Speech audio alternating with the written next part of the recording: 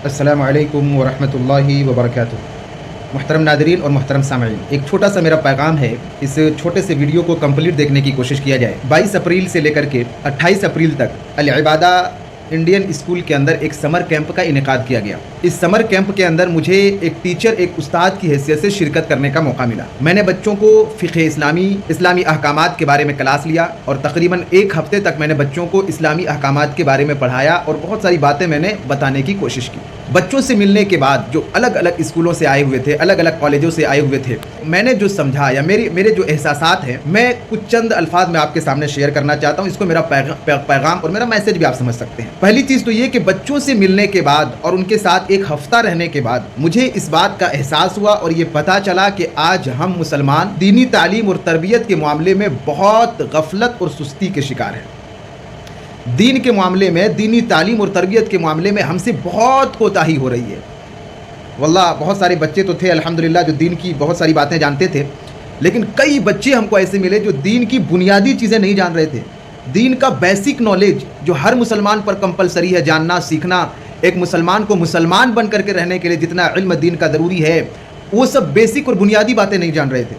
नमाज जो हमारी ज़िंदगी का एक बहुत अहम इबादत है, बहुत सारे बच्चे ऐसे थे जो नमाज पढ़ने का ऑथेंटिक तरीक़ा नहीं मालूम था। जिनको नमाज कैसे पढ़ा जाता है, नमाज का तरीक़ा क्या होना चाहिए, सजदा कैसे करेंगे, रुकू कैसे करेंगे। बहुत सारे बच्चे सजदा में 7 बॉडी के पार्ट जो हैं, हिस्से जो हैं, वो ज़मीन से टच होना चाहिए। बहुत सारे बच्चे थे जिनको नहीं मालूम था, वो अभी तक वो नमाज को गलत तरीके से पढ़ रहे थे। वज़ू करने का तरीक़ा बहुत सारे बच्चों को सही तरीके से नहीं मालूम था।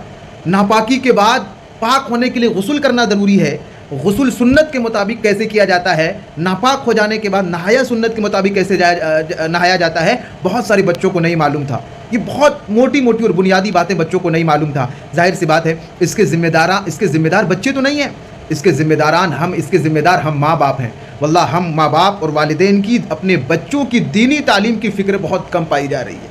बहुत सारी चीज़ें हमारे बच्चे नहीं जान रहे हैं। लिहाजा पहला पैगाम मेरा ये है कि अपने बच्चों की दीनी तालीम और तरबियत की फ़िक्र कीजिए। आज जैसा माहौल बन रहा है और जिस तरह पूरे हिंदुस्तान नहीं पूरी दुनिया का माहौल जैसा बन रहा है और हमारे नौजवानों को बड़ी तेज़ी के साथ दीन से दूर करने की साजिशें हो रही है। फितने, तरह तरह के फितने आज देखिए दुनिया के अंदर पनप रहे हैं। आज बहुत सारे अखबारात और न्यूज़ वगैरह को आप देखिए, बड़ी कसरत के साथ मुसलमान बच्चे और बच्चियाँ अपने दीन को बदल रही हैं। हमारी बच्चियां गैर मुस्लिम मर्दों के साथ, लड़कों के साथ भाग करके जा करके शादियां कर रही हैं और ये कोई ढका छुपा मामला नहीं है, बड़ी तेज़ी के साथ ये फैल रहा है। इसकी वजह यही है कि हमने अपने बच्चों के जहन और दिमाग में दीन की अहमियत को नहीं बैठाया है। इस्लाम क्या चीज़ है इसकी अहमियत हमने अपने बच्चों के दिल में नहीं बैठाया। अक़ीदा क्या चीज़ है अपने बच्चों के जहन और दिमाग में हमने नहीं बैठाया। वल्लाह अगर हमने अपने बच्चों के जहन और दिमाग में दीन और अक़ीदे को बिठाया होता, हमारे बच्चे अपनी जान को कुर्बान कर देते, लेकिन कभी दीन, ईमान और इस्लाम से कंप्रोमाइज़ नहीं करते। तो ये बहुत बड़ी कोताही है दीनी तालीम के ताल्लुक से। इसलिए मेरा पहला पैगाम ये है कि अपने बच्चों की दीन, ईमान और अक़ीदे की फ़िक्र कीजिए। वल्लाह अगर हमने अभी ये फ़िक्र अपने अंदर पैदा नहीं किया, इस बात की कोई गारंटी नहीं है कि हमारी आने वाली नस्लें दीन पर जम करके रहेंगी। तो पहला पैगाम यह है कि दीन के मामले में कोताही हमारे दरमियान पाई जा रही है, इस कोताही को ख़त्म करने की कोशिश कीजिए और अपने बच्चों को, अपने बच्चियों को दीनी तालीम से जोड़िए और दीनी तालीम और तरबियत की फ़िक्र कीजिए।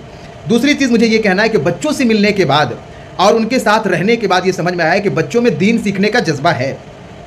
बच्चे दीन को सीखना चाहते हैं, अपने नबी की सीरत और ज़िंदगी को जानना चाहते हैं, इस्लामी इबादत को बच्चे सुनना चाहते हैं। बहुत ज़्यादा बच्चे इंटरेस्टेड थे जब बच्चों के सामने ये सारी बातें बताई जा रही थी। तो बच्चों में दिलचस्पी है, लिहाजा हमारी ज़िम्मेदारी है कि दीनी तालीम जहाँ से मिल सके, दीनी तरबियत जहाँ से मिल सके, हमें ऐसे मौके अपने बच्चों को देना है। वल्लाह अपने बच्चों को आप ऐसे मौके आप देंगे ना तो हमारे बच्चे ज़रूर दीन को सीखेंगे। बच्चों में जज्बा है, दिलचस्पी है, बच्चे सीखते हैं, बताया जाता है तो बहुत ध्यान से सुनते हैं। हमें बच्चों को ऐसे मौके देने की ज़रूरत है।